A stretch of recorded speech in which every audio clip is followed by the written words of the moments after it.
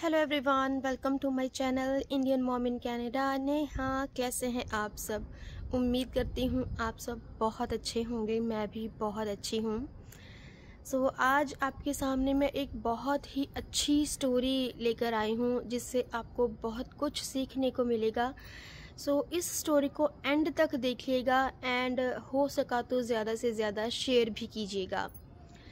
तो देखिए, ये एक बुद्धिस्ट स्टोरी है। मैं मोटिवेशनल चीज़ें पढ़ती रहती हूँ, सुनती रहती हूँ, तो ये भी उसी का ही एक पार्ट है कि मैंने ये स्टोरी सुनी एंड मेरा मन किया कि मैं आप सभी के साथ भी शेयर करूँ। कभी कभी क्या होता है, हम सबकी लाइफ में ना एक ऐसा टाइम आता है कि हमारे साथ सब कुछ बुरा हो रहा होता है, तो हम भगवान को कहते हैं कि भगवान मैं ही क्यों, है ना। हमारी अक्सर यही कंप्लेन रहती है कि मेरे साथ बुरा क्यों हो रहा है, मेरे साथ हमेशा बुरा ही क्यों होता है, मैंने किसी का बुरा नहीं किया।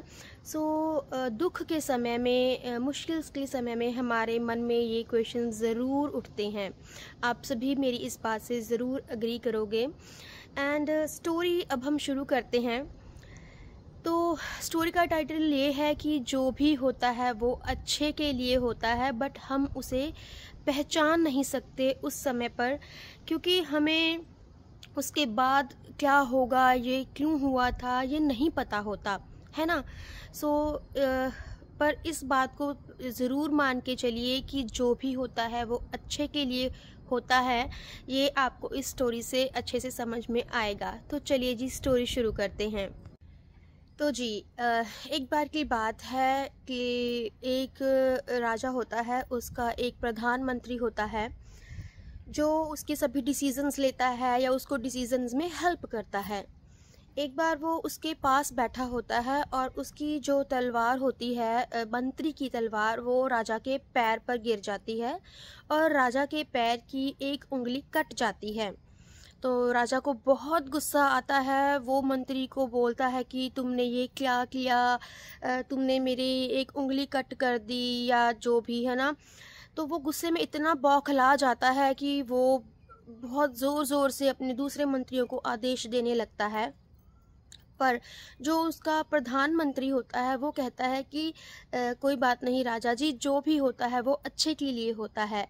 राजा जी बोलते हैं, अच्छा, मेरे शरीर का एक अंग कट गया और तुम बोल रहे हो जो भी होता है अच्छे के लिए होता है। गुस्से में वो राजा उस प्रधानमंत्री को जेल की सज़ा दे देते हैं, कारावास में डलवा देते हैं।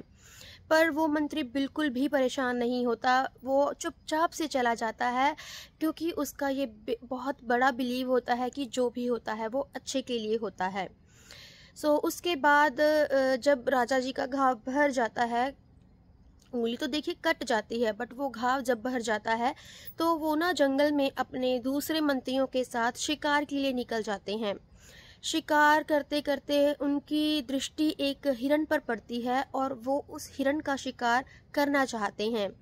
तो उस हिरण के पीछे भागते भागते वो अपने दूसरे मंत्रियों से अलग हो जाते हैं और जंगल में बहुत दूर निकल जाते हैं। जब वो जंगल से बहुत दूर निकल जाते हैं तो वो अपने राज्य से भी काफ़ी दूरी पर हो जाते हैं।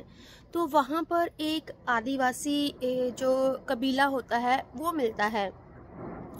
वहाँ पे जो आदिवासी लोग होते हैं वो एक ऐसे इंसान को ढूंढ रहे होते हैं जिसकी बलि देकर वो अपने इष्ट देव को खुश कर सकें। जब उन्हें राजा मिलता है तो वो बड़े खुश होते हैं, वो राजा को ले जाते हैं और राजा उनसे बहुत बहुत प्रार्थना करता है कि मुझे छोड़ दो, मुझे मेरी बलि ना दो।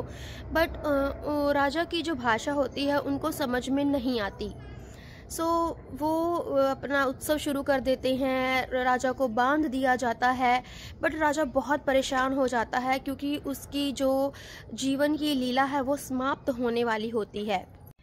तो जब वो उत्सव चल रहा होता है, राजा बहुत परेशान हो जाता है। वो हर संभव कोशिश कर लेता है, हाथ पैर जोड़ लेता है, पर उसको वो नहीं छोड़ते। उत्सव मनाते मनाते वहाँ आदिवासी लोगों के मुखिया की नज़र राजा के पैर की उंगली पर पड़ती है। तो वो सभी को बोल देता है कि इस उत्सव को बंद कर दिया जाए। तो सभी बोलते हैं कि क्यों, क्या हो गया।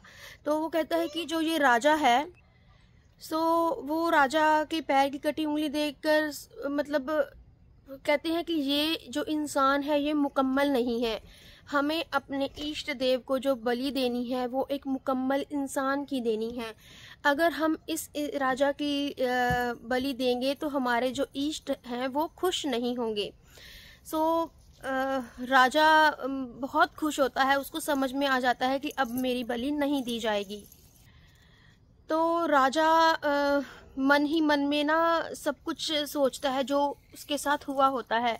उसको याद आता है कि मैंने अपने प्रधानमंत्री को इसकी वजह से कारावास में डाल दिया था और मैं उस पर कितना चिल्लाया था, मतलब कितना ज़्यादा मैंने रिएक्ट किया था। तो वो उसको छोड़ देते हैं। तो जब राजा अपने राज्य वापस पहुंचता है तो उसके मन में बस यही बात होती है कि मुझे उस प्रधानमंत्री को कारावास से बाहर निकालना है। तो वो जाता है एंड कारावास से प्रधानमंत्री को बाहर निकालता है और वो बताता है कि उसके साथ क्या हुआ।